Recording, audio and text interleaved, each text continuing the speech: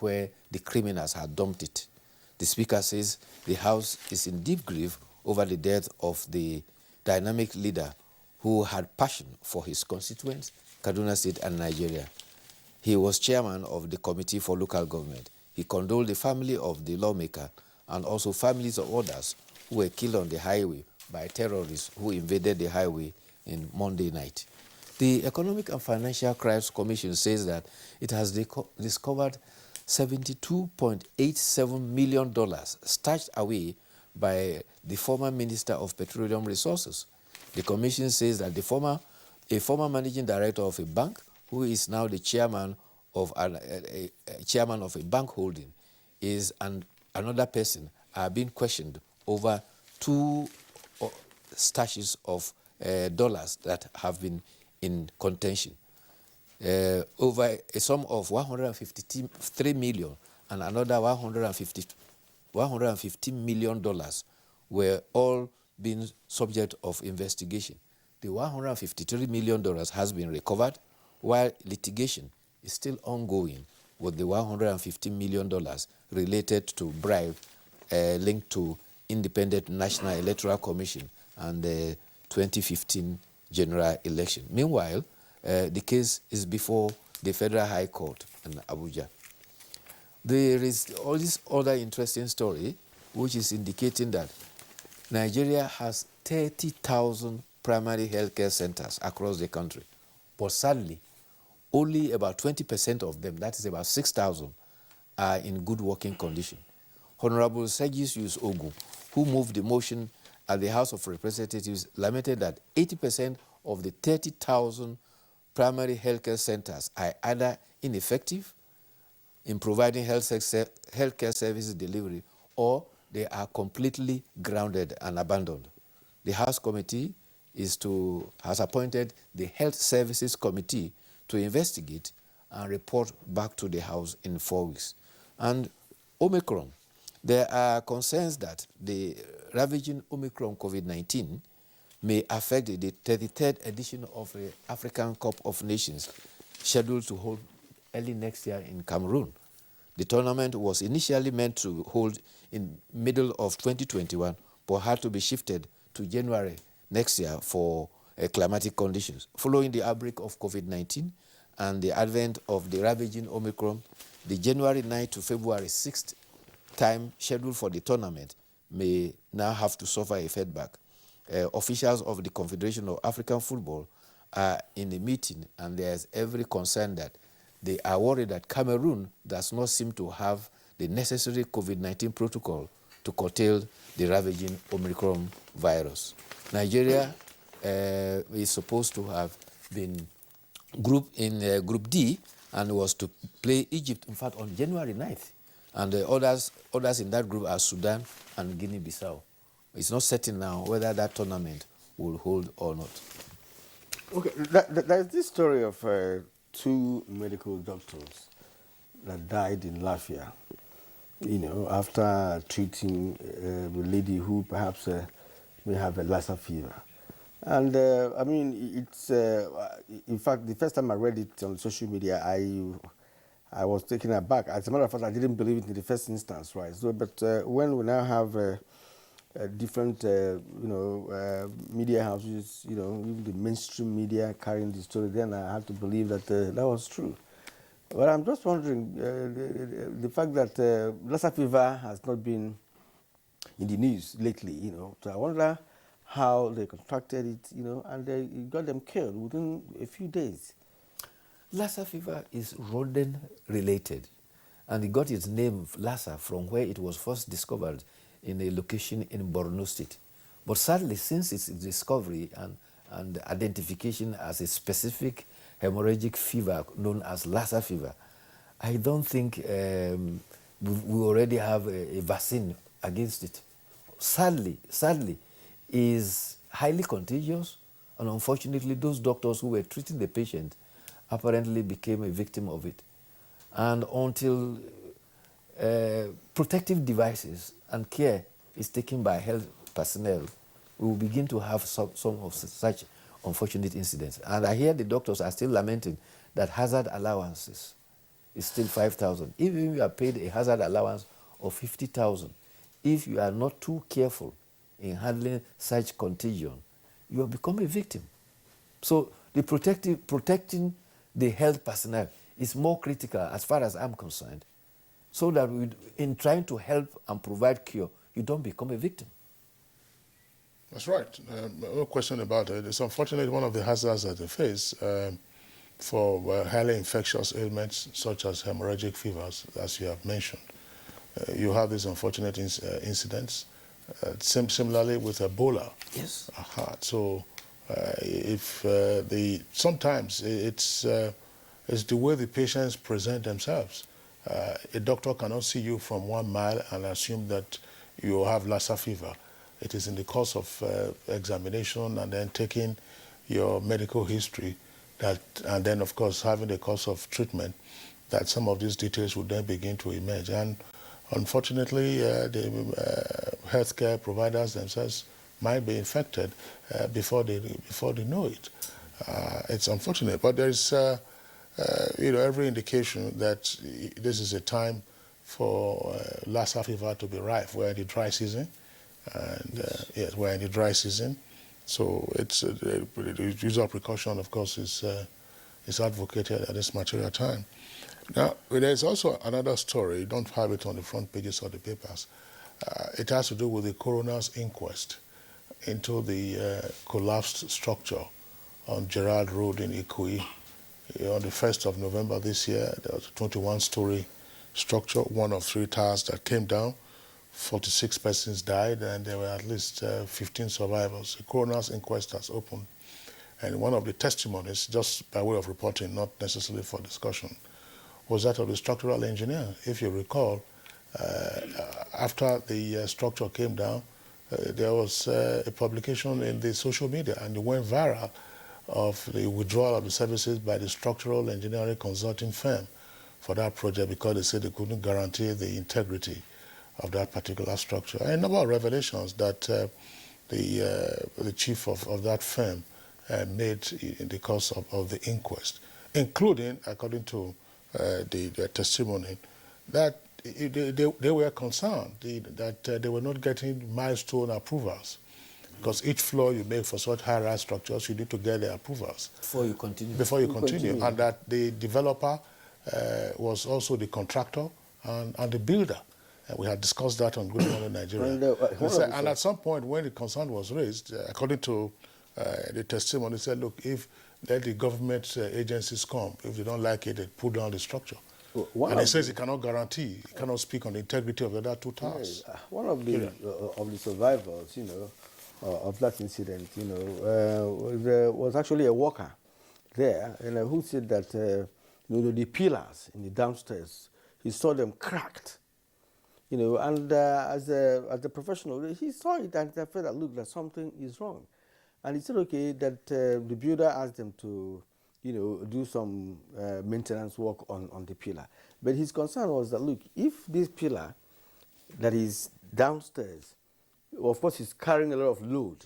If it cracks at that point, that means that perhaps the cracking may have started up, down. He said that he now went outside to pick up some of the materials he was using to do the work when the building collapsed. Well, when you see a pillar cracking, the pillar are supposed to be the columns, the weight that carry the weight of the structure. Yes. When it's beginning to crack, it tells you that the weight above the pillar, the column, is heavy than what it can carry. Exactly. It's simple logic. Or that you are having some underground movement with regard to the foundation. That maybe. Well, I think one of the lessons, because I don't know, Kira, I wouldn't recall if you and I were on set, because upon the news breaking about that collapsed structure, we discussed structural integrity and construction. And the experts who were with us did say that, look, Nigerians should learn the proper ways of getting into property development. One, if you're a property developer, it means you are probably the financier. That doesn't make you the contractor. That doesn't make you the builder. That doesn't make you the structural engineer. It doesn't make you the electrical engineer. So, and it doesn't make you the architect. But you find a person who's a developer, I have the funds, and I'm saying the developer, I'll be giving instructions and counteracting the professional advice Of the experts. Of the experts. And what is ironical about the whole situation is that the man concerned, that the owner of the structure, has been in estate development for a very long time, even from the UK. So he's not new in the business. So I wonder why, this one, got bad as it is. Because somebody who has had experience of developing, into estate development, must have had a good experience, and for a structural engineer to resign from an assignment that he's been doing based on the fact that he doesn't trust the integrity of the structure, of course, there's a problem. And you can There see what was happened. even the information too that originally that structure was meant for 15 floors. 15 floors. But later on they got approval, whether it was given or not. In fact, the officer who was in charge of that in the ministry was the first to have revealed that it was a 15-floor structure. He was not too sure how it got to 21, but he was suspended. Yeah, as we said, I mean, there is a coroner's inquest that is ongoing, and what we just did now was to indicate the testimonies before the coroner's inquest. The facts that are in the public domain.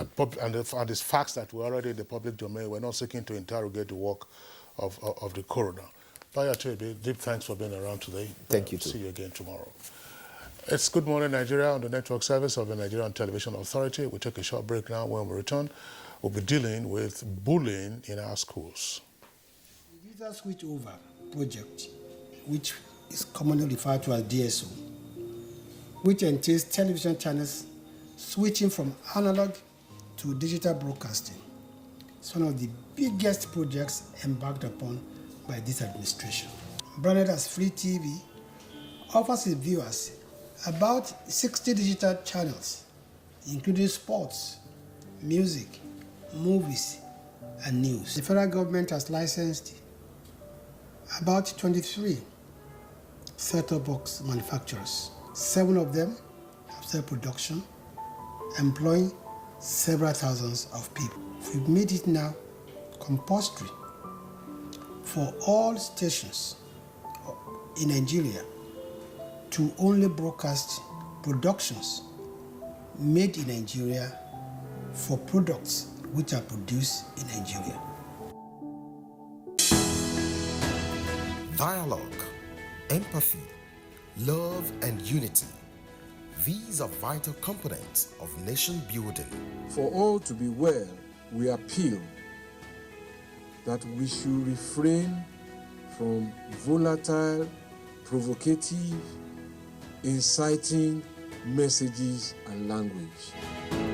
Let's build and not destroy.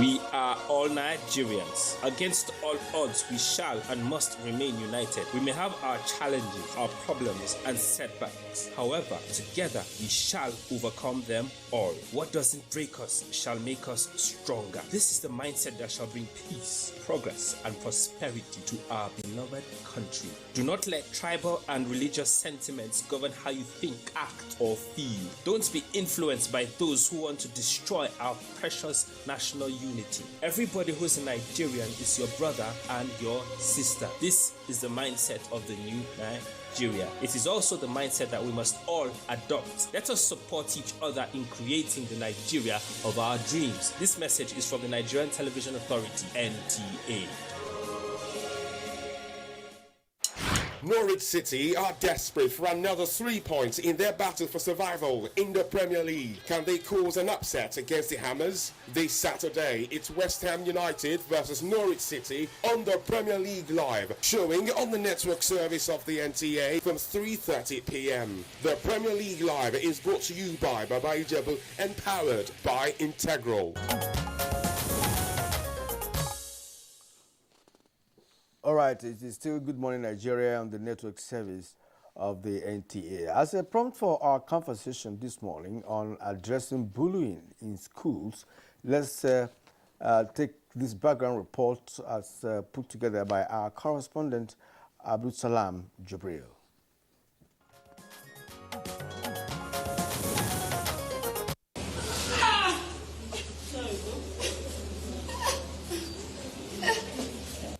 Disturbing images there of the alleged bullying of Sylvester Oromoni that recently made headlines across the country and beyond.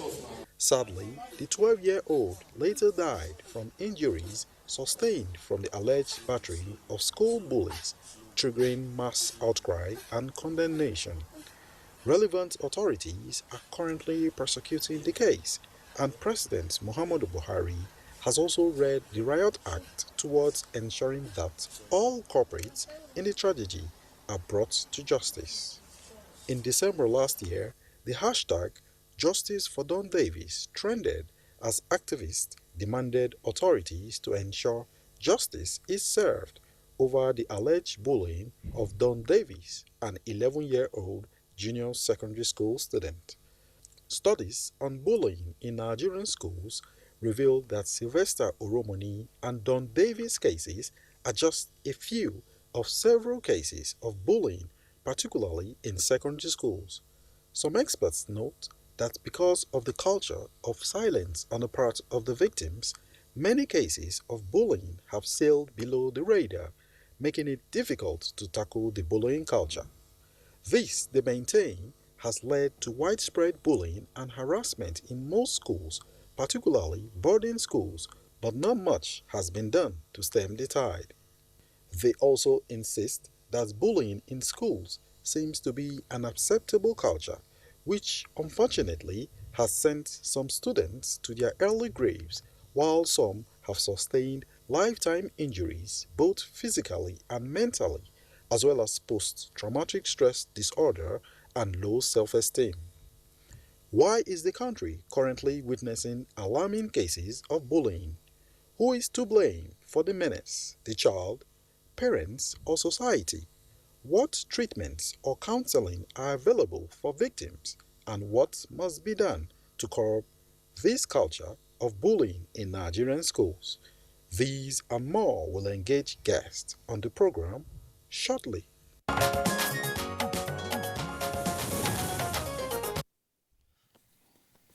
Well, thank you very much, Abdul Jibril, for that background. With us in the studios to discuss the issues around bullying in our schools, let's welcome Mrs. Charity Inalego. She's the principal Pace Setters Academy in Guzape, and Guzape, of course, is one of the suburbs in Abuja. Mrs. Inalego, pleasure to have you with us on the program this morning. Thank you very much, sir. Good morning, NTA. Good morning, Nigerians. Okay, we also would like to welcome a child psychologist. His name is Thank God Ocheho. Thank God, delight to have you this morning. Yeah, good morning, sir. Thank you very much. Good morning, everyone. Okay. And from our Kaduna studio, we have Professor Hawa Evelyn Yusuf, Professor of Criminology and Gender Studies, Kaduna State University. Good morning, madam, and welcome to the program. Good morning, Nigeria. And also via Zoom, we have Chief Adeolu Ogunbanjo. Adeolu Ogunbanjo is the Deputy National President, National Parent Teacher Association of Nigeria, NAPTAN. Also joining us via Zoom is Professor Hope Egara, former Commissioner for Higher Education, Delta State, and Professor of English, University of Lagos. Good morning and welcome to the program. Good morning. All right. Once again, our pleasure to have all the guests with us on the program this morning. Listening to our backgrounder by our correspondent Abdul Jibril, it did indicate that bullying appears to be a culture in our schools. But we have seen lately the harsh consequences of bullying with regard to what occurred at the Dowen College in Lekki Phase 1 in Lagos. Beginning with the Deputy National President of the Parent Teacher Association in the country, that's Chief Adeolu Ogunbanjo. Chief Adeolo Ogunbanjo, from the perspective of parents, what do we know about the state of bullying, if you like, in our schools? What are your words? What are your children reporting back to you? Thank you very much. Good morning, Nigerians. I must say that bullying is not new, but this extreme bullying, I think, is the problem as we speak. Is a big challenge. Way back in our days in the secondary schools, I remember when we were given provisions and all that, mommy and daddy will give you some gari, some tins of milk and all that. And then when you now get back to school, in the boarding school, some seniors, these are secondary schools then, some seniors will just, give me 2 tins of milk, give me some gari. That is part of bullying. And there you are, because you are a junior student, just coming up, maybe class 1 then you have to give them. Otherwise, you'll be punished. I think that is some sort of mild bullying then.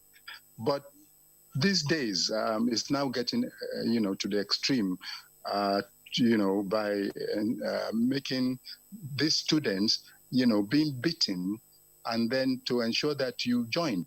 Those days, even when you are not giving them, all they do is, kneel down there, raise up your hand. No beating. Those days, if you refuse to give them. And then we had house masters, that you will go and report to, who will curb it. Though, it depends again on, the side at which the housemaster is looking at it. He may say, okay, give him a bit of the gari, but once the senior, don't come again. So I think from that point on, bullying had been there, all the time. Some form of mild bullying.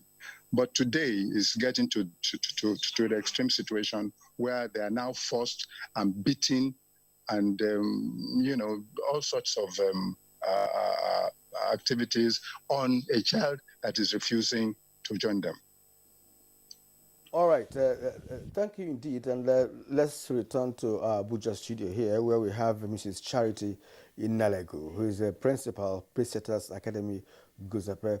Well, madam, let's come to you because you are currently a principal of a school, and on a daily basis you have to deal with today's secondary school students. What are you getting? What kind of information are you getting? Reports from students of your school, for instance, in terms of bullying, whether mild bullying or extreme bullying? Okay, thank you very much, sir.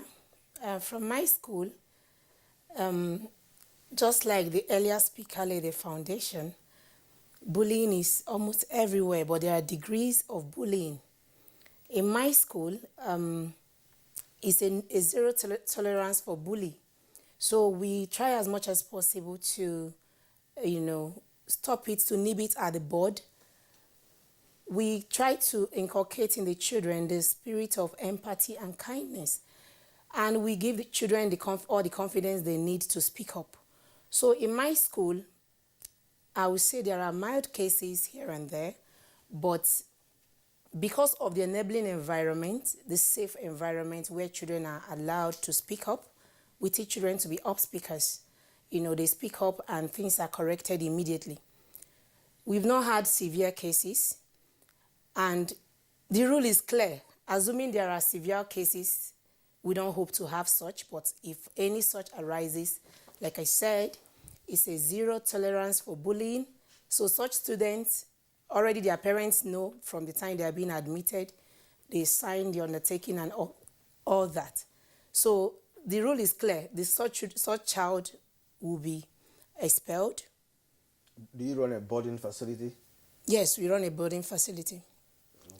And, before bullying escalates, it starts from the very little behaviors of excluding people from groups, allowing children to do things on their own and all of that. In my school, Paysetters, we have a very strong monitoring team. we hardly allow children to do things on their own. Like, it's not like we are trying to, intrude into their privacy or some sort of things. But as much as possible, we supervise. Our supervisory team is very strong. We make sure that, first of all, we engage them in positive and constructive activities, healthy activities, and then there are always adults to supervise. At that point of supervision, you find out that some children will still want to do one or two things, but because of the presence of the adult and the fact that we've taught children to be up speakers, to speak up when there are issues, you see that cases don't arise as much. And then even if they arise, we tackle it immediately. Okay. We don't ignore situations like that. Well, thank you, Mrs. Inalego. We'll return to you in the course of the conversation to interrogate other aspects in terms of school management. Let's get Professor Hope Igaga one more time. We earlier introduced him. He's with us via Zoom. Professor Hope Igaga, are we having an epidemic of what Chief Adeolu Ogunbanjo appropriately described as extreme bullying in our schools?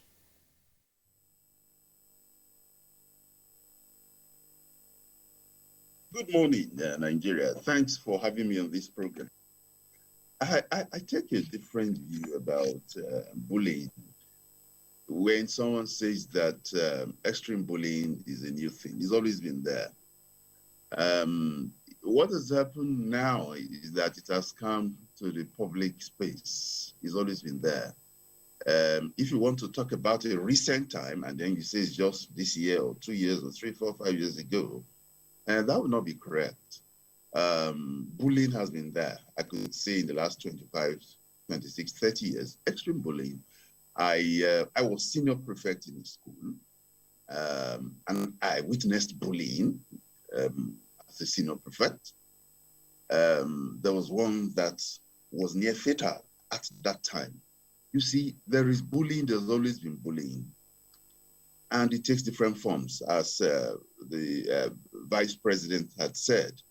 It takes different forms: extortion, beating, trauma, all right?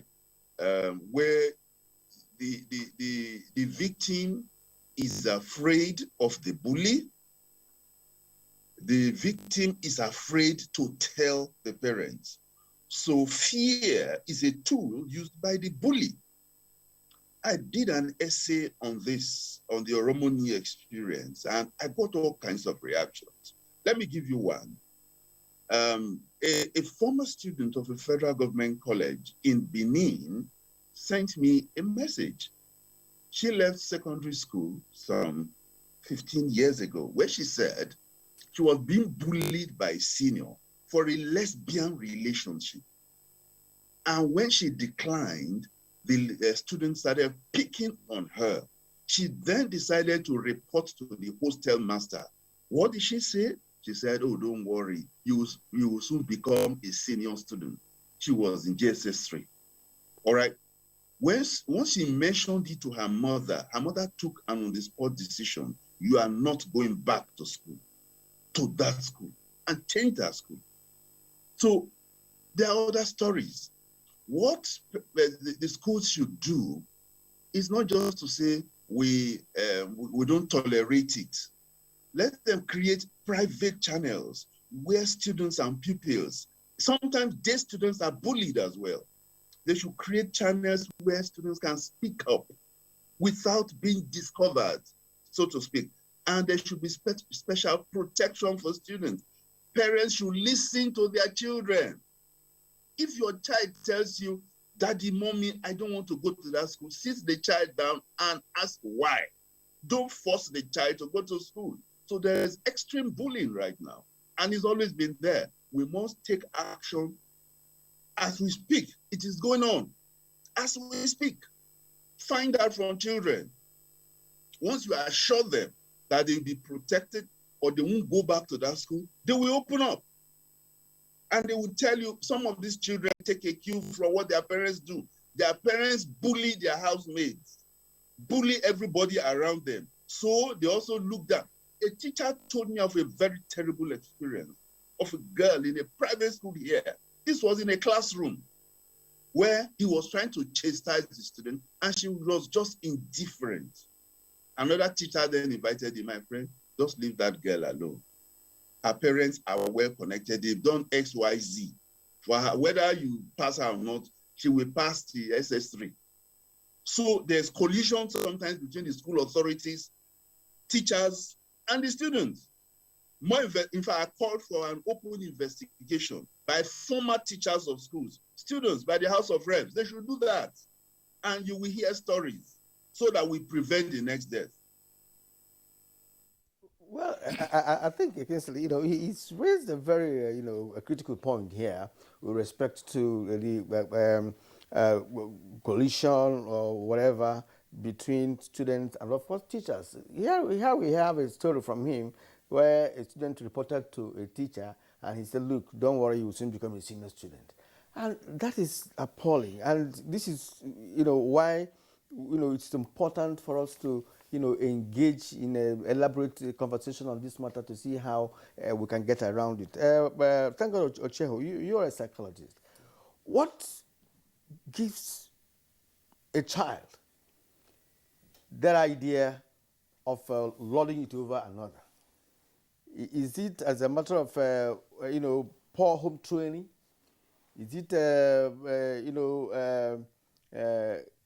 kind of, gangsterism belonging to a group or something, social superiority among the fellow students? So what really leads to this bullying thing? Okay. Thank you very much. Good morning, Nigerians. Basically, there are different factors responsible to why you see a child who wants to bully another. Well, upbringing can be part of it, but first, let's look at the desire for power. One of the components of bullying in terms of the definition has to do with imbalance of power. It means that somebody has a power over another person. That is why he's bullying the person. So the power can be physical, it can be positional, it can be even economic power. So that is one reason. Look at the example you gave the other time that when the student went to report to the teacher and the teacher said that don't worry, he's still going to be become a senior.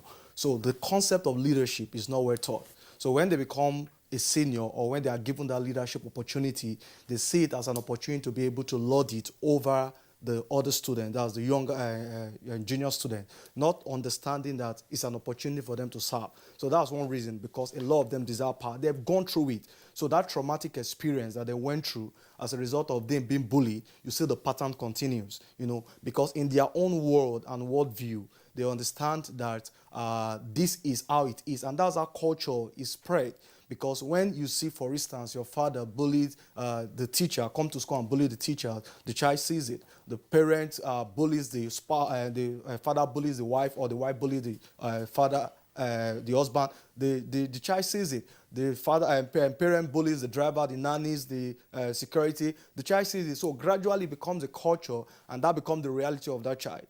So when the child have gone through a traumatic experience like that, maybe in the kind of environment you grew up in is so aggressive, violence is the norm, or within the neighborhood, the child sees these things as the norms within that environment. And when the child, because the child have not also been ill from that process, he grew up, and when he have the opportunity, he realized that he's going to use that opportunity to be able to bully, the people that he have power over.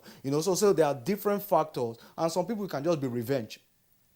Because they've gone through that experience before, and they say, oh, I'm going to take, when I have the opportunity to do this, I'm going to take it up over those that I have the opportunity to lead. So I think there are basically different factors that are responsible for a child becoming a bully, actually. Thank God. Thank you for your initial comments. Let's go over to our Cardinal Network Center. Professor Hawa Yusuf. Professor Hawa Yusuf, let's have also your opening salvo on this subject matter. I'm sure for those who were in boarding school, you would have experienced some of the mad bullying that Chief Ogumbanjo himself referred to earlier. But the extreme bullying and the consequences, especially also, some would say, with the rise of cultism, even in secondary schools, but this is some great cause for concern. Do you agree? Yeah, I I do agree, and I would like to toe the line of Professor Hope on saying that bullying is not new. Excessive bullying is not new.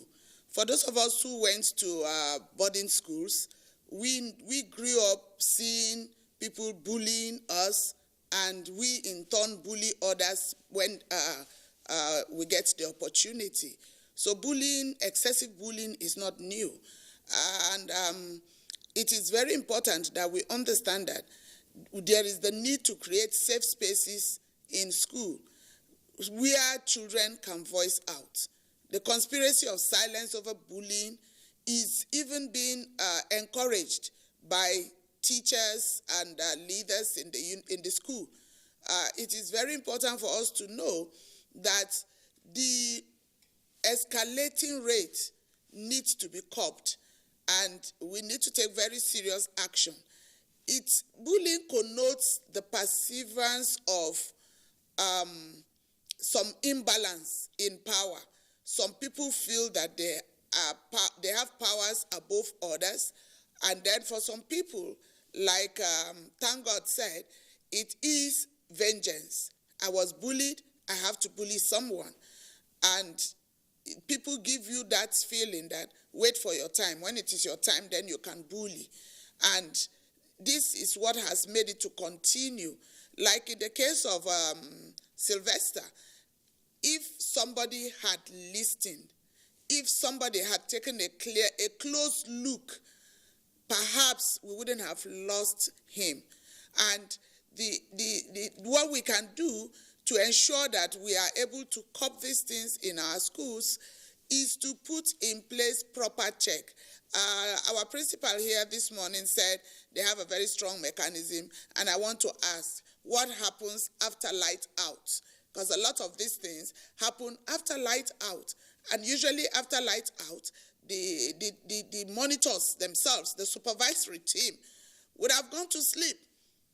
So there is the need for us to begin to reorient our children right from home, because again, bullying can be transferred from home. It may not be happening in school, but it's happening at home.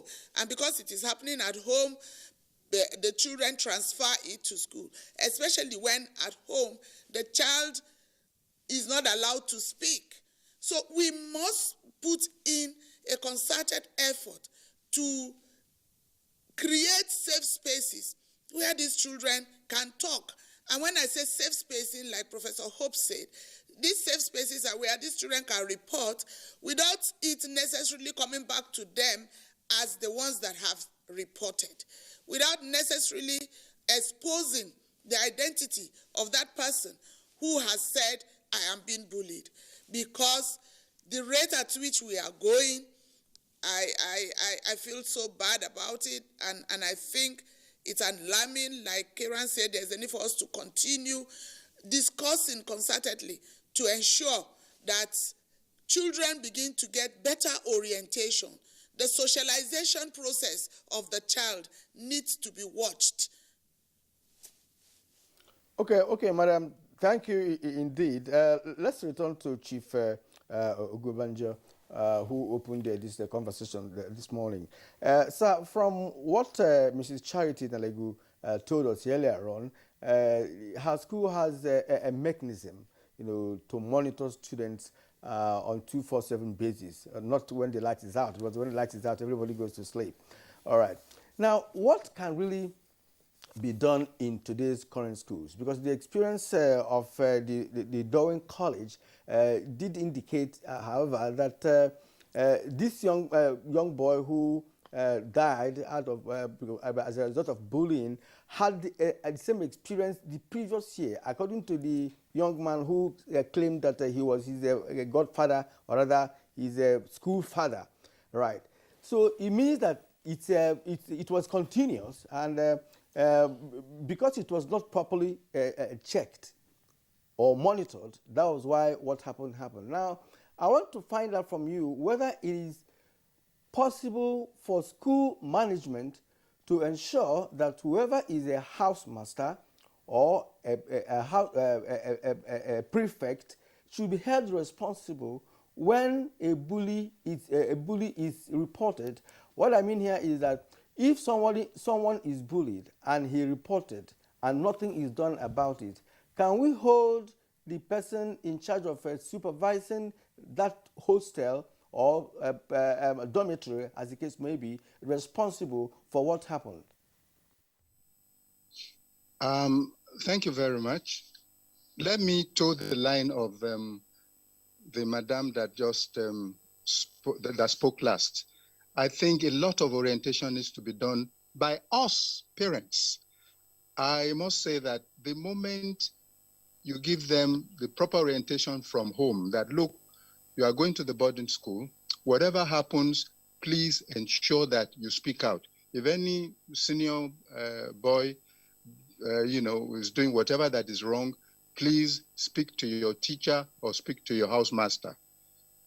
That is taking it from home. They say charity begins at home. So the moment the child, understands this, he takes down that to school.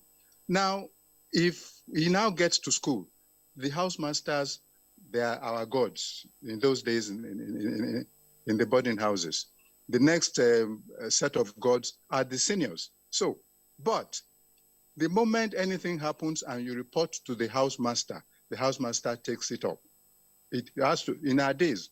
But these days, perhaps the housemaster, some of them, a percentage of them, may be, by some of these cultist students who now, connive with in concert with the housemaster, maltreat these boys and encourage bullying. However, if the housemaster is made to be responsible for whatever wrong that is in the house or in their dormitories or hostels, then bullying will reduce. And the school authorities must also orientate the student to ensure that, look, when anything happens to you, please report to your housemaster or report to maybe vice principal administration, vice principal academics. Things like that can be introduced in our schools. Thank you.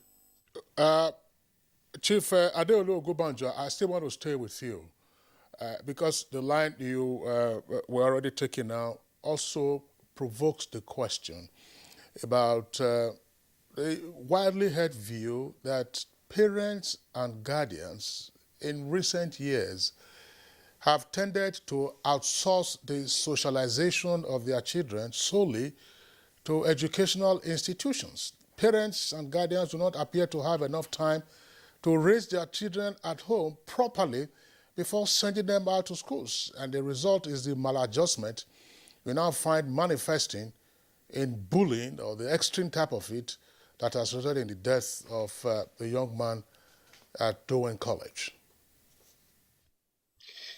Yes, I must agree with you that a considerable percentage of us parents are not particularly up to what we should be doing on our children.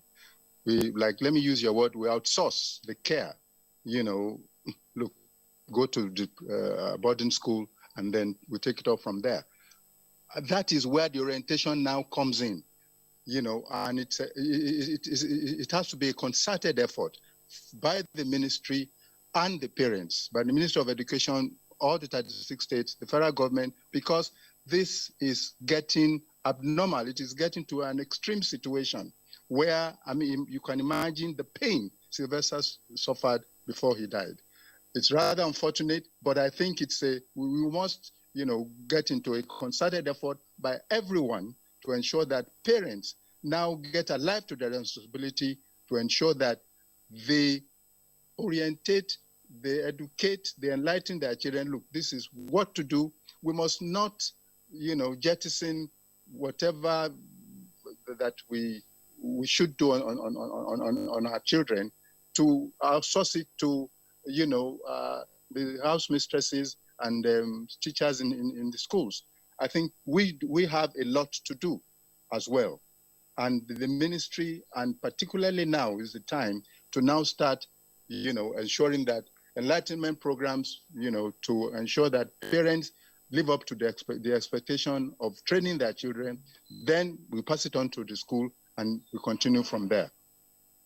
All right, back here in the studio, Mrs. Charity in Nalego. Every school has a parent-teacher association. And of course, from time to time, the school authority holds meetings with these parents. And in your school or elsewhere, what are usually the agenda for conversation during such meetings? Do you bring up an issue of bullying in schools? And if some pupils or students reported bullying to their parents and parents come to the meeting with such information, how does the school handle such matters? Thank you very much, sir. At PTAs is much expected most times, and it's obtainable that parents and teachers discuss the issue of bullying. Now, when we talk of bullying in schools, you cannot take away the place of parents, like most of the speakers have said. So it's usually a time for the school to remind the parents of their roles. And then it's also a time for the school to hear from the parents, the feedbacks they receive from children. And normally, there are consensus on how to tackle the challenges.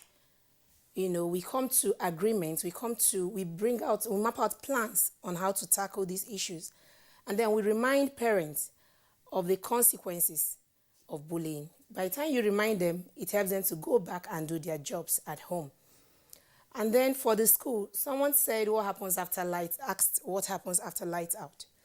Well, in my school, we have teachers on duty at all times. We work around the clock.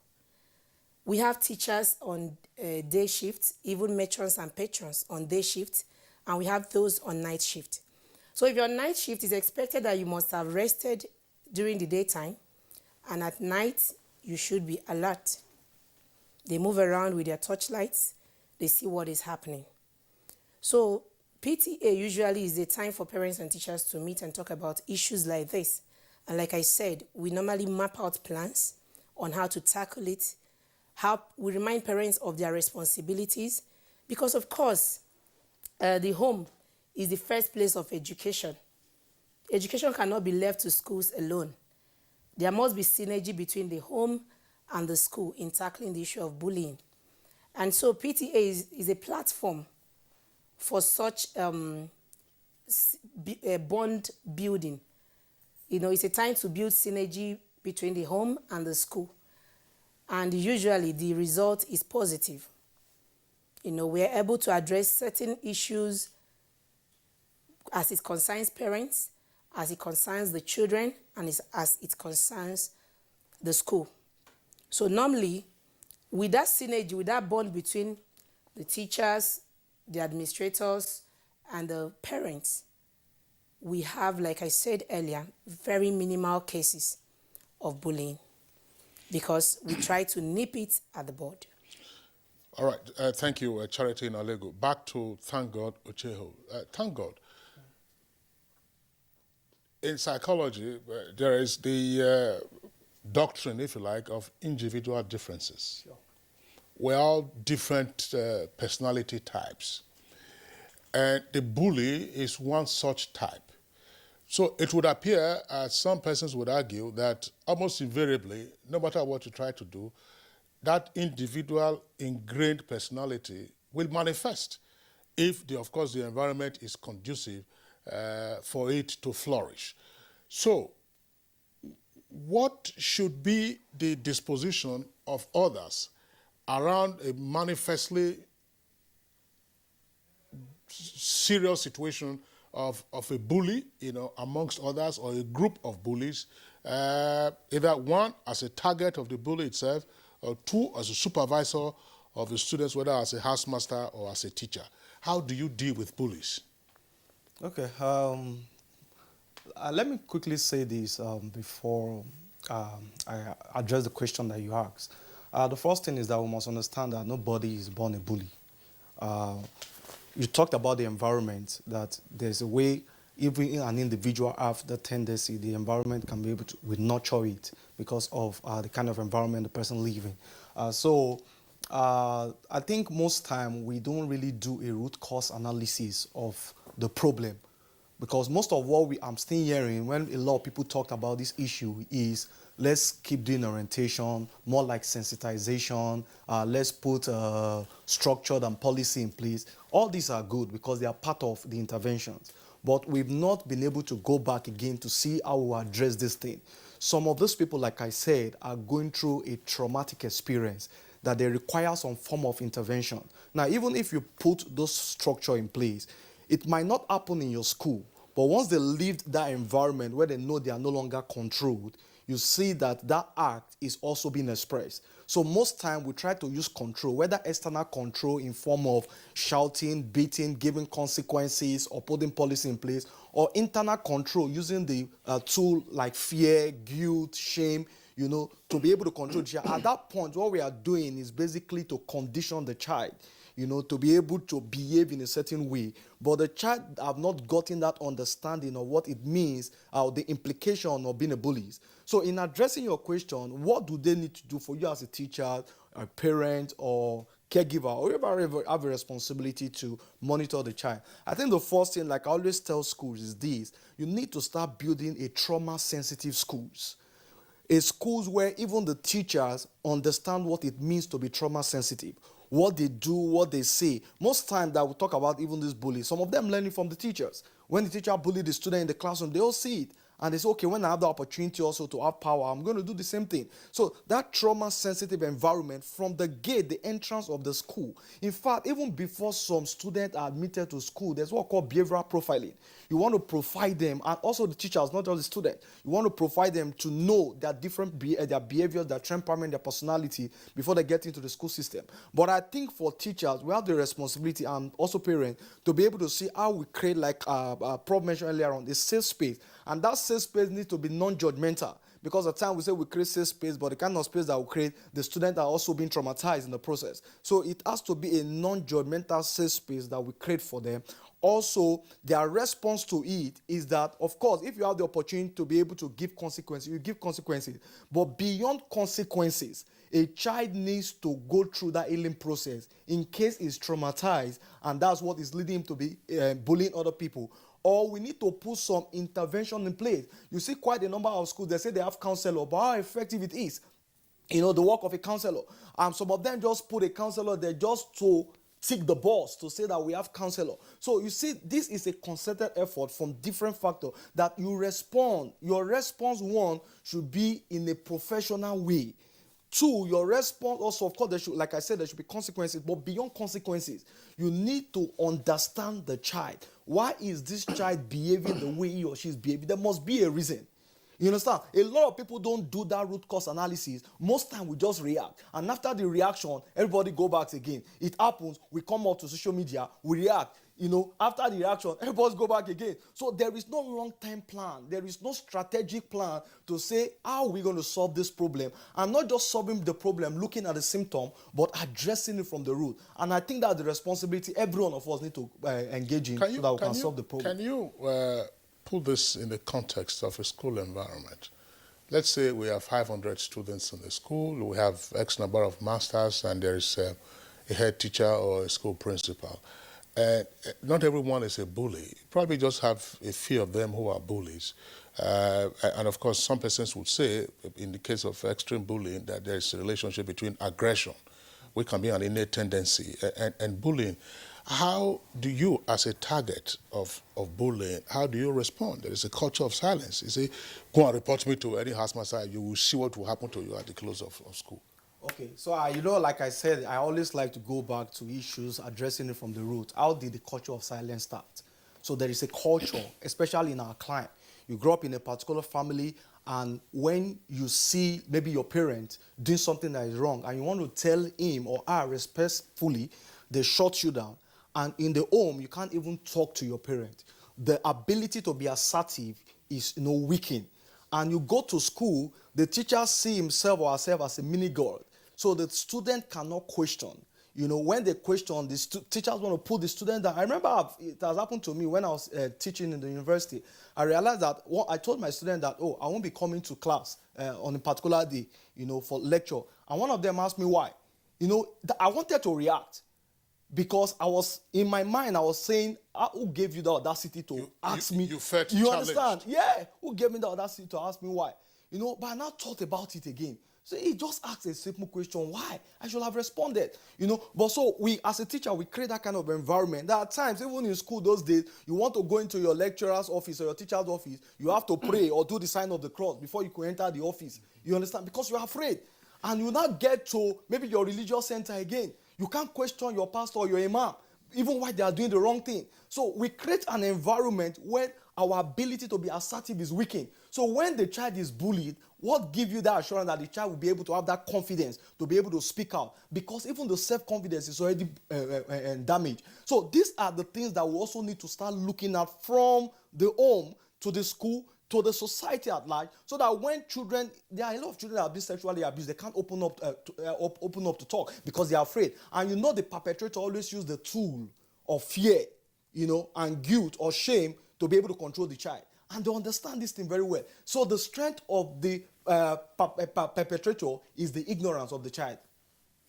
All right. This is indeed the psychology of the entire situation, you know, because if a child cannot report that he's bullied, then the bullying continues. And of course, the perpetrator will see that as a weakness, and that will continue. All right, sir. Let's go to Professor Ehaha. Professor Ehaha, in your opening contribution, you made it clear that bullying has always been there in schools, but those days it appeared to be mild rather than, you know, what we're seeing today. And to put it in the right perspective, today we have more of organized bullying. We have group bullying. What happened to Sylvester was a group bullying. They were, you know, wooing him to become part of their cult group, and he perhaps refused to do that if the story we had is correct. Now, how can a school management deal with the issue of cultism or groupings in school, which of course is more is more in the privately owned schools than government schools? But we also know that in some government schools there are groups or cult groups. It may not be cult per se, but there are groups. These are groups that seek for power. These are groups that want to subdue the other persons, you know, who are weaker. And the problem now is, how does the school authority deal with this kind of groupings in schools who are perpetuating bullying, you know, among the students? Thank you. It's my view that if the school authorities are really interested in finding out gangs and groups in the schools, they would really succeed in doing so. All they need to do is to put their ears on the ground, or put their ears to the ground. They will get adequate information from students in confidence. It is sad that the cultism that permeated tertiary institutions have also extended to primary schools, some that don't even have boarding facilities.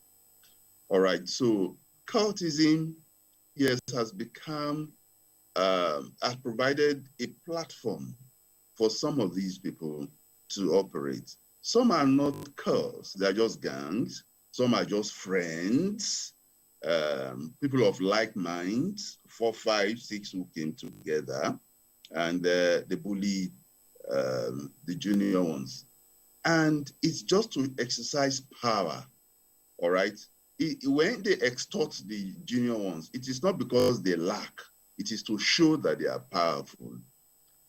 I think that if the school authorities set in motion the machinery, you know, because there should be different levels. People in Form 1, there are some teachers that they trust.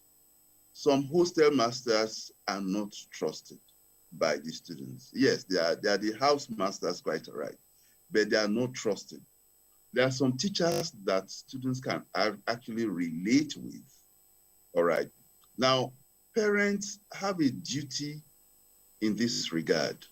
All right. Both in educating your child not to be a bully, or that if you are being bullied, you must speak up.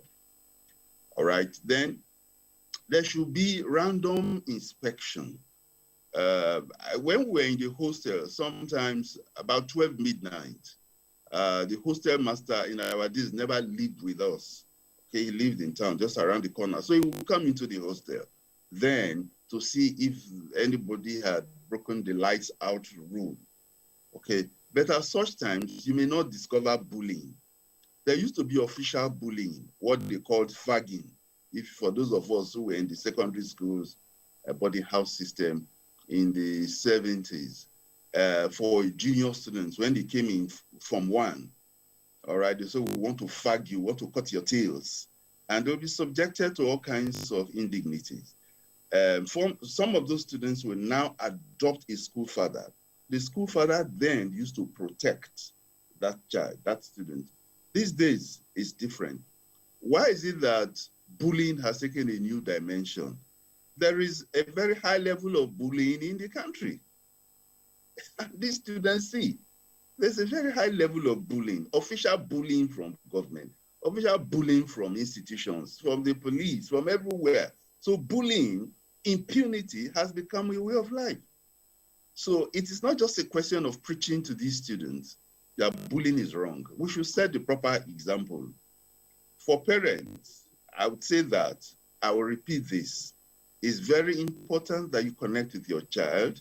It's also very important that you don't create wrong values. Another example a teacher gave, there was a son of a minister, a serving minister at that time in his class. At 1 p.m., he would just walk up to the teacher, I'm leaving, my driver has come. What happened to parental authority? What happened to teacher authority? Come on, sit down.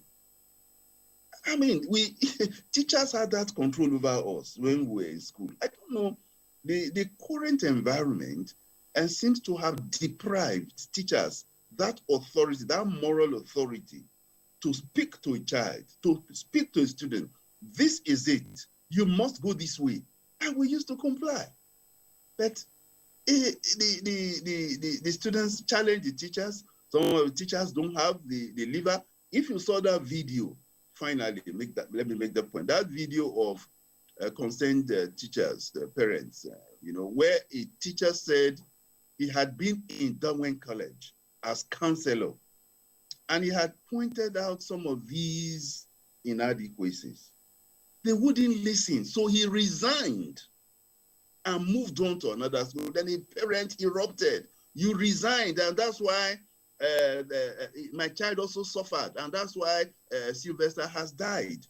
When a teacher is in a place, those who are assertive, those who want to raise the point, and nobody listens to them, for the security of their job, for tenure, they move on. So a lot depends on management. The life of a child is more important than the image of a school. We don't want to give the impression that bullying is taking place here. No. One child is more important than all your schools. That's my last message on this. Thank you. All right, Professor Hope-Iwaga, thank you very much there for the points that you have raised, and indeed the other guests. We're going to have to take a short break now. When we return from the break, we continue with the conversation. COVID-19, that is the black swan of the century, has actually hit the whole world very hard, even the strongest of economies, and Nigeria was not spared. But due to the proactive stance and steps that the president has taken, we've been able to come out quickly. The president has consistently said we must invest in infrastructure, even as we're investing in human capital, that we must invest in infrastructure, because at the end of the day, that is what will bring about a sustainable economic growth. So the president has given us our directive. He has said you must make sure you pay salaries and pay pensions, but you also make sure that the critical projects of roads, railway, airports, bridges, major infrastructure that are meant to drive the growth of the economy, that we consistently invest in them, even if we have to continue to borrow to do so. This message is from the Federal Ministry of Information and Culture.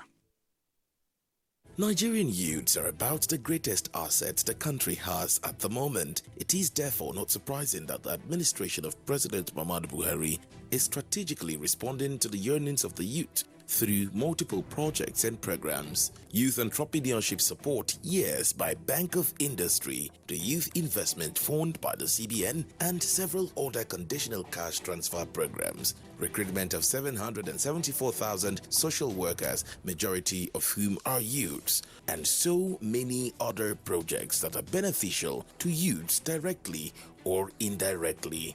If the administration can do all this, definitely with a degree of patience and time, it can achieve more. Nigerian youths must come together to say no to terrorism, no to vandalism, and no to all disruptive tendencies. Hashtag Youth for Greater Nigeria, pacifying the youths, unifying the nation.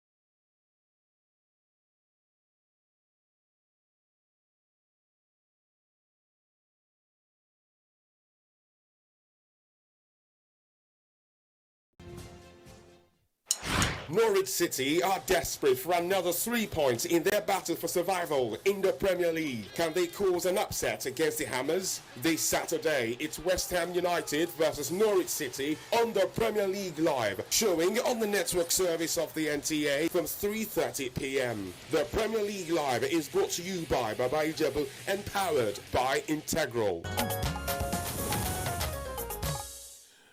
All right, you're welcome back, and it's still Good Morning Nigeria live on NTA's network service. Now, just following from some of the points that have been raised, I am tempted to go back to Chief Adeolu Ogunbanjo of the Parent Teacher Association of Nigeria as the Deputy National President. Chief Ogunbanjo, again, let's look at the ledger side of parents and guardians. And part of the way to examine this, I would say, as a preface, would be from your associational interactions. Do we have more cases of extreme bullying in public schools or in private schools? And allied to that will also be the view that was held in the past that, of course, if you're in a private school, you were privileged. And privilege is supposed to confer some level of comfort, and therefore there will be less tendency towards bullying. But Dowen College is an expensive school in Lekki Phase 1, and we have seen what has happened. Those being a private school now confers some immunity, as it were, from bullies and bullying. And the other leg of the bullying is what Professor Igaga was talking about, or one of the other guests, if I remember now, to say that, look, my driver has come. A class is still going on, and a pupil or a student stands up to walk up to the teacher and announce when the school hasn't closed that, look, my driver has come, and I have to leave. Why are we this way, and what can be done? Thank you very much, sir. I must say that to answer, putting it succinctly, it is obviously more in private schools, bullying. Apparently because in government secondary schools, teachers, because they are, representing government, it's a government school, they normally report quickly, either go to the police and all that, because they are not paying, to, maintain, I mean, there is no proprietor or something that, you know, they have to pay to make profits. So it's a government school, and then when things like that do happen, some teachers take it upon themselves, some public school teachers take it upon themselves to actually report to the police or to the authorities. Because I know they do have some compliance and monitoring department of the ministry that perhaps, you know, apart from, you know, having this administration VP or the academics and all that, and then the counselors too, you know, they play a part in government schools. However, they may not be as effective as they should have been. But in private schools, of course, the proprietor has, you know, to take more students, and the more students he makes, the more profit. The more students he takes, the more profit he makes. But beyond that is the fact that even when some of these things do happen, they don't want to lose students. So all they do is try to plead or counsel or whatever, rather than, you know, mute a serious disciplinary action towards these erring students. Again, sir, I must say that we parents have a lot to do in taking care of our children. Imagine that one that the session is still the session is still on, and the driver comes, and then the student says, sorry, I have to go. That is indiscipline. That is, crass indiscipline. It's unfortunate that that sort of thing. Can the driver wait until school finishes? He now has the effrontery to go to the teacher. That is absurd. So parents should also try and ensure that they tell their students to behave and listen to whatever rules and regulation the school has. And schools must also have some of these basic rules. Once you are not complying, of course, you are showed the way out. So we must start to really, from home, train up our children properly, ensure that you spend some time with them by, either mother or father, depending on which one has the time, to ensure that at least we give them some little orientation from home before we pass them on to the schools. Then the school, of course, must draw up some regulations, particularly to ensure that whenever anything wrong is happening to you, please speak out. Thank you very much, sir. Okay, let's return to Kaduna, where we have Professor Hawa Ibn Yusuf, Professor of Criminology.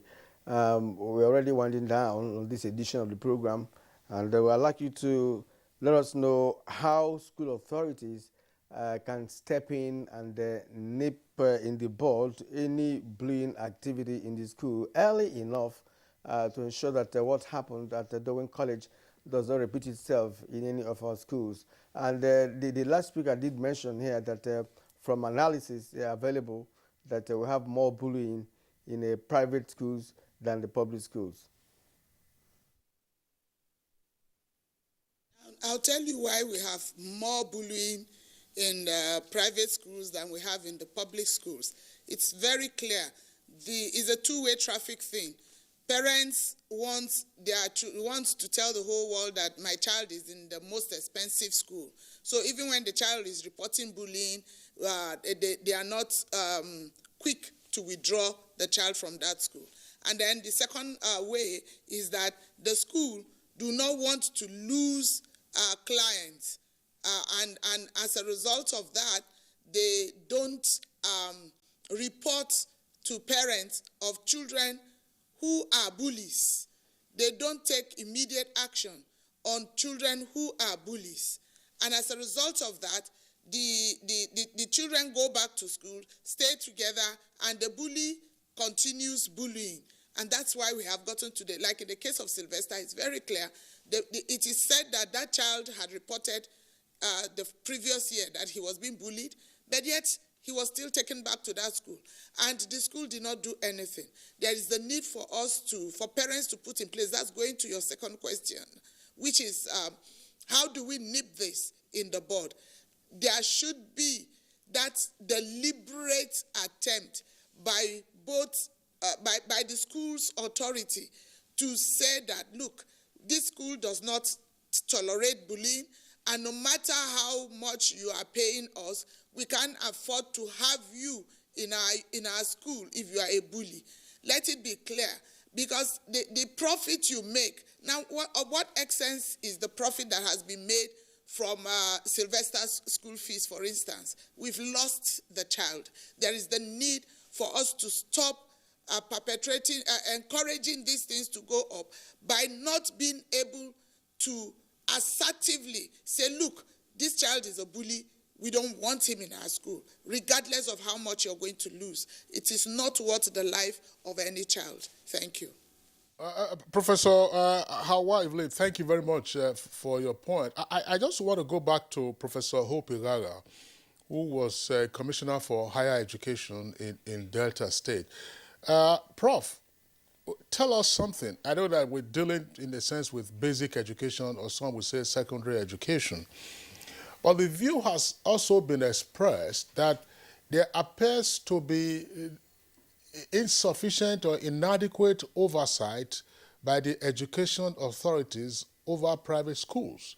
While you have, I don't know what titles they go by now, assistant education inspectors visiting public schools, it appears to be that, okay, private schools, you are running your business, there's little interference. If we're going to get to solve this problem, at least reduce it significantly, and some of the measures that have been suggested there are put in place, what would you further recommend in terms of increased oversight? Look, do you have a guidance and counselor, a guardian and counselor in your school? Can we see your records? Can we inspect your hostels and be sure that indeed you have the right number of students per room, and then interview your students? What can the education authorities do in the various states? Thank you. No doubt, the state government, being the supervisory body over education, has a role to play in terms of monitoring. I do know that in the ministries of education across the country, there is monitoring units, all right, or there are monitoring units who go to schools, usually during the day, all right. And for the public schools, their interest is in the facilities, teachers come to school. For the public schools, what's the quality of their infrastructure, teaching aids? Yes, they do that. So they need to be more involved. They need to be above board. They need to show more commitment. If you want to catch a monkey, behave like a monkey. Inspectors used to come outside official hours. In other words, when you are not inspecting them. An inspector who says, I'm coming to your school tomorrow, he certainly is not coming to inspect you. He's just putting you on notice so that you'll be ready to receive them. All right, pat my back, I pat your back. So the ministries of education ought to do more. Now that we have identified bullying, cultism, you know, when I was in government, it was reported, I was in charge of higher education. I was relating with students, the tertiary institutions quite all right, in terms of cultism. That was when cult renunciation was in vogue. We also found out that there were cults in primary schools who took blood oath. And I just wonder, a boy of 8, a boy of 9, what does he know about blood oath? Where did he learn that from? Okay, so the ministries, as I said, should do more, show more commitment, be more passionate about it. In appointing persons to some of these positions, appoint people who are committed. I also know that there is the problem of somebody showing real commitment, writing a report that is considered negative but is the truth. After a while, they'll move that person from that section. And then we return to the same corruption which we are talking about in the country. If I return to I give examples. When, after the essay that came out, I got a lot of responses. Another story that a teacher told me was that a student in a private school here in Lagos called the teacher, "You monkey." The teacher was so infuriated, almost beat up but controlled himself and reported to the principal. The principal then invited the parents to school. That father came in the presence of all teachers. The matter was reported to him. And he said, you dared to call the teacher a monkey? I was planning to send you to Oxford. Now you're not going to Oxford, you go to Birmingham. That's the punishment. And the teacher said, I would like to be punished like that. Yet another teacher said he sent a student to the library, get a book for me. The student misplaced the book. And so the librarian was harassing this teacher. Look, I can't find this book. Where is the book? And the student had the effrontery to walk up to the librarian to say, why are you harassing Mr. Suso for the book? How much is the book anyway? How much? She put her hand in her breast pocket and brought out $100 and gave to the teachers. It's $75. Keep the change. Look, let's train our children at home. These are children from privileged homes who believe that these teachers amount to nothing, that these are teachers, that they can pay the teachers, so they don't even respect the teachers. Parents, train your children. That kind of attitude will not profit them in life when they leave the school environment. That sense of entitlement. So the Ministry of Education should have all of this information. That is the reason I said, let there be a hearing, a public hearing, not to indict people, not to punish people, because once you say you want to punish people, you want to indict, people will clam up. What will say, look, let there be an open discussion on this, perhaps by a House of Assembly or House of Representatives, and let people come and talk and let them hear of the experiences. Parents will make recommendations. I hear in some of the private schools, PTAs are not allowed. Any private school, any school where a PTA is not allowed should be closed down. How can you say you don't want Parents-Teachers Association in your school? So the Ministry of Education has a role to play. Let these guidelines be clear, clearly stated, given to the schools. Let there be more inspectors visiting the schools, not as friends, but as inspectors. And when there are infractions, let people be punished. When you punish people, then people will learn. Others will learn. Thank you. All right. Thank God, Ocheho. What is the best approach to, changing the thought pattern of a bully, for instance, a child? What should be the approach to ensuring that a child who is a bully stops bullying? How can it happen? Because already when they have been indoctrinated with the bullying ideology, it becomes difficult.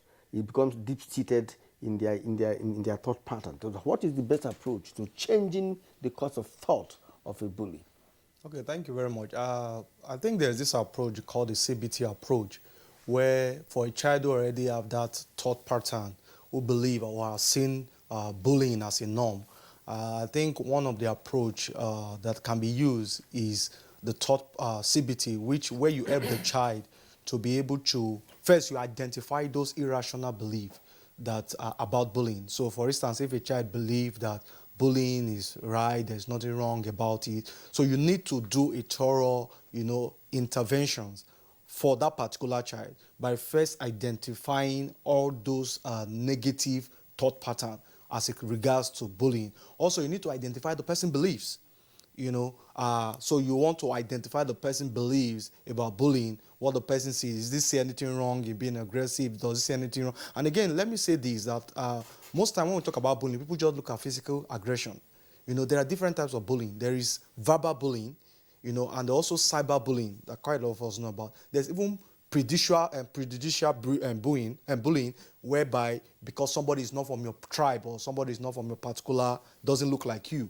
And also, of course, there's sexual bullying. So there are different types of bullying, so that we don't just concentrate only on physical bullying. But first, we need to identify the thought pattern of that child. What does the person believe about bullying? Is this something that is right or wrong? So the moment we identify that, and we now begin to change it through sensitization, through orientation, because everything begins from the thought. So once the thought is wrong, it affects the emotions, and that determines the action of the child. So once we're able to identify it, which is the first step, we'll now begin to replace that thought with a more positive thought or approach to begin to say, oh, if you believe that bullying is right, then we'll now begin to work on the child to change that thought, so that the child emotion will also be impacted, and also the action will be impacted as a result. All right. Thank God, Ocheho, child psychologist. Would like to appreciate you for being our guest on Good Morning Nigeria today. Mrs. Charity Nalego, Principal Pacesetters Academy, Guzape in Abuja. Deep thanks for being our guest also on Good Morning Nigeria. Thank you, sir. From our Kaduna Network Center, Professor Hawa Evelyn Yusuf is Professor of Criminology and Gender Studies at Kaduna State University. Thank you very much also for participating into this conversation. Professor Hope Igaga of the University of Lagos and former Commissioner for Higher Education in Delta State. We appreciate your contributions. And last but not the least, Chief Adeolu Ogubanjo, Deputy National President, National Parent Teacher Association of Nigeria, NAPTAN. We appreciate your insights into this conversation. I do hope that we can continue all the steps that are required to attenuate the menace of extreme bullying in our schools. And Kirian, you know, there's also the tremendous advantage at those formative years when you strike up a healthy relationship with a senior or even with your mates. Those things will last you a lifetime. A lifetime, no question about it. I mean, we don't want to get into details. I have my school father. We are friends up to this moment, almost family now, as almost 50 years going on. All right, so that does it for our conversation segment. And let's see if we can take one or two of our segments, sports or foreign. The newly appointed Burkinabe Prime Minister, Lassina Zerbo, has outlined some of the issues he intends to solve in the country just after the selection of various ministerial dockets. The new Prime Minister said Burkina Faso now needs to face the reality by solving issues like terrorism that have been the main concern for the West African country.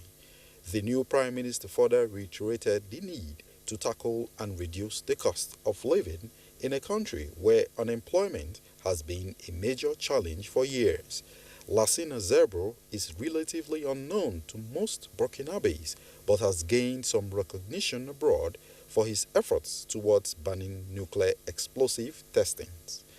South Korea says it will reimpose curfews on businesses and tighten social distancing rules as the number of COVID-19 infections and severe cases reach record highs. The measures come a month and a half after the South Korean government eased restrictions under a living with COVID-19 policy.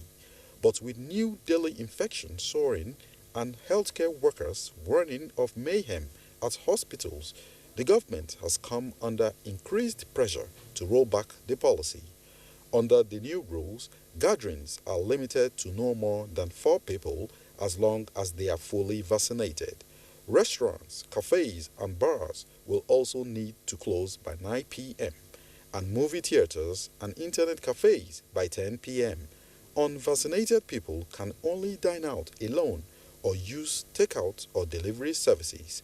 Daily numbers of cases shot past 7,000 for the first time last week, just days after surpassing the 5,000 mark. All right, let's take a bit of sports.